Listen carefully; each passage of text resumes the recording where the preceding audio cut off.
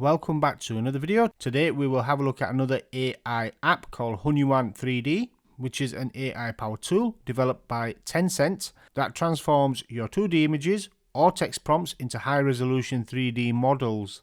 And the best part is it's completely free.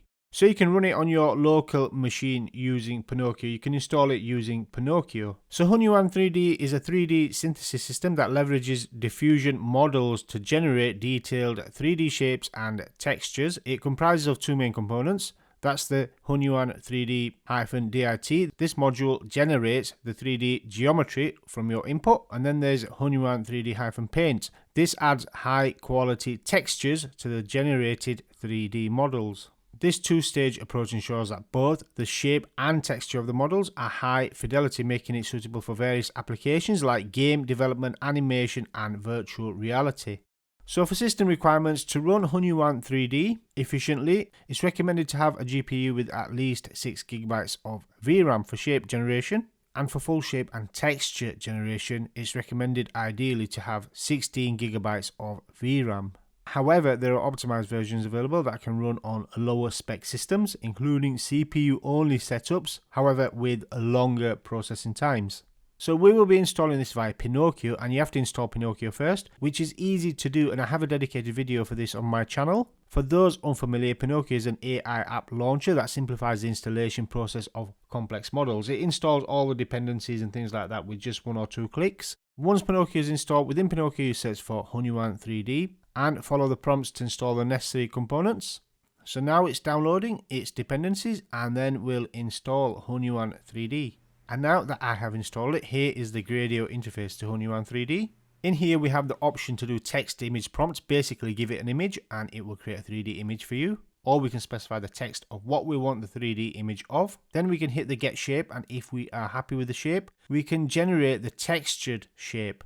A textured shape refers to a 3D asset that has both the geometry structure, the shape, and a surface decoration, the texture applied to it. So the button gen shape, this generates just the basic 3D geometry or mesh of an object. You get the shape, structure and form, but no surface detail like color, pattern or material.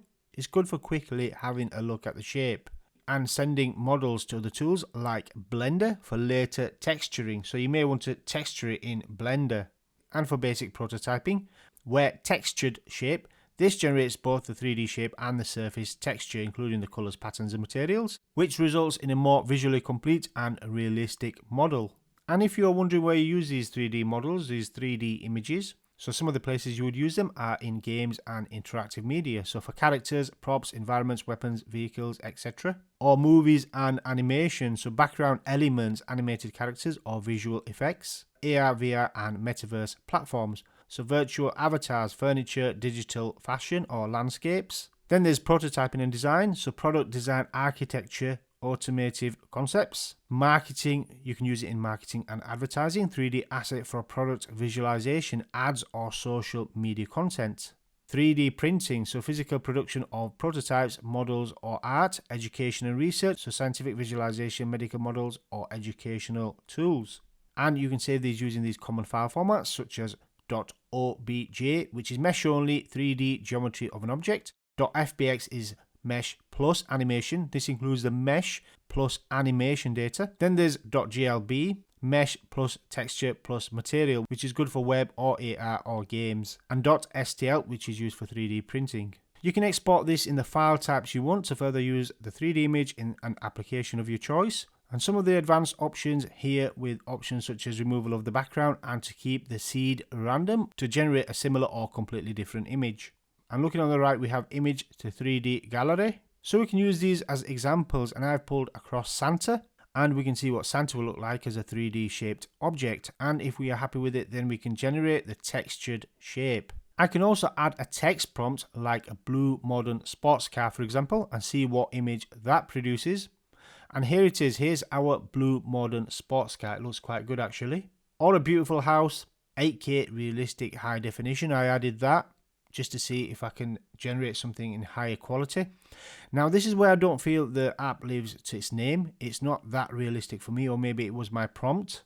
But that being said, there's a newer version of this application just been released. but it's not been spotted by Pinocchio at this moment in time, but it is there on GitHub if you wanted to install it. And this time I have a text prompt from ChatGPT of a man in a suit, and here it is. So if you don't need it to be photorealistic, it's fine, otherwise it doesn't look photorealistic. Now I have added an image of a man walking a dog to see what this looks like in a 3D image. And I must admit it's not the easiest picture to do because there's no plain background behind it or anything. But let's see what it does. And here it is. It looks okay apart from the dog's tail. Now I've added an image of a woman, and here is the 3D version of her. Not bad. Of course, the element of photorealism is missing. And here is a girl sitting on a laptop. Looks quite nice. And here is a dog.